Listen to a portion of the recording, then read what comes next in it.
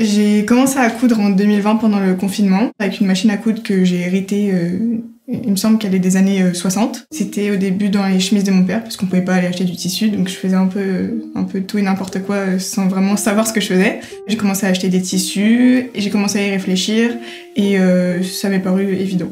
Le côté scientifique que j'ai toujours eu en moi entre guillemets et que j'ai un peu plus exploré au lycée, je le garde toujours un petit peu avec moi en m'en inspirant. Je réutilise tout ce qui est forme, volume de la nature et certains phénomènes.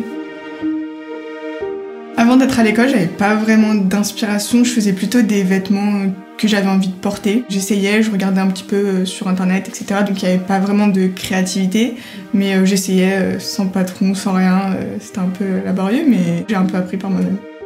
Je pense que depuis que je suis toute petite, tout ce que j'ai créé en tant qu'art, indirectement, c'était pour faire comprendre mes idées, m'exprimer, sortir ce que j'avais dans la tête pour passer d'une vision en 2D, en 3D et d'avoir fait quelque chose de mes mains que je puisse observer, toucher, regarder et qui ait du sens.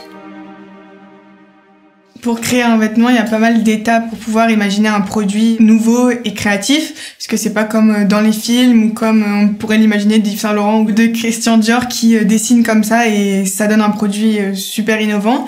Peut-être à l'époque, mais là c'est plus possible, il y a tellement de créateurs et tellement de vêtements innovants qu'il faut trouver sa patte et son univers, savoir de quoi parler, quel thème. Il faut sortir de quelque chose qui nous plaît esthétiquement, un phénomène peut-être scientifique ou sociétal, qui va être impactant et va pouvoir permettre aux vêtements de vouloir dire quelque chose. Je suis en train de créer une collection entière orientée sur le côté science, puisque c'est ce qui me représente le plus, mixé avec l'architecture. L'architecture, du coup, c'est ce qu'on voit et c'est ce qu'on crée, et à force de créer des choses rectangulaires, rigides, on finit par devenir, entre guillemets, des personnes aux mêmes caractéristiques que ce que l'on crée. Et on est composés tous de microscopie, donc c'est des éléments qui sont minutieux, arrondis, détaillés et très colorés. Du coup, la microscopie va reprendre le dessus et on va en quelque sorte retourner au fondamental et plutôt sortir de tout ce qui est superficiel. Cette collection, j'aimerais bien, une fois qu'elle sera terminée, après mon travail de 1 an, la présenter à des concours pour pouvoir mettre à profit tout mon travail et que ça puisse me permettre de me propulser entre guillemets dans ma carrière.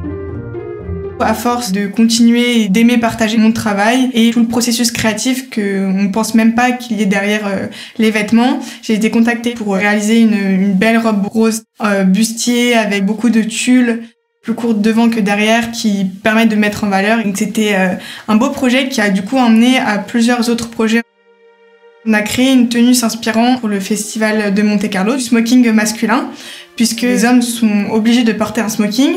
Donc on a décidé de le détourner et d'en avoir une version plutôt féminine. On a des longues manches qui touchent le sol arrondies blanches, avec du coup sur le devant un haut assez classique, mais le dos c'est en fait un dos nu avec le col tailleur qui se situe dans le dos. Pour la jupe, on a repris les codes de la ceinture du smoking pour pouvoir le détourner et ça fait un ensemble assez contemporain.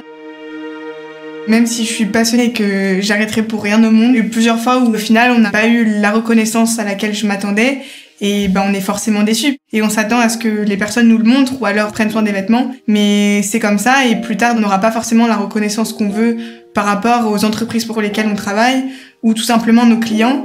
Et ça, c'est des choses dures auxquelles il faut faire face. Mais ça n'empêche pas que la passion, elle passe au-dessus de tout et que je suis soutenue par tous mes proches, par toutes les personnes de mon entourage. Et ça, c'est quelque chose d'inestimable parce que je sais qu'on n'a pas tous cette chance.